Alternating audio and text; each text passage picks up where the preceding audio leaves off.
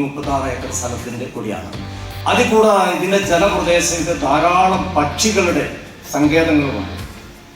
ഭൂമി നേരിടുന്ന carbon neutral പ്രശ്നം തൊട്ട് ഭൂമി ഇങ്ങനെ തമിച്ചുകൊണ്ടിരിക്കുന്ന ഭൂമിക്ക് ഒരു കുടയായിട്ടും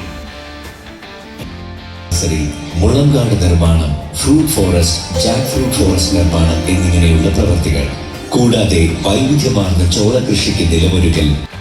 അദ്ദേഹത്തെയും നമ്മുടെ നവകേരളം ഇപ്പോൾ പുരസ്കാരം ഏറ്റുവാങ്ങുന്നത് CSI college of education Paathshaala.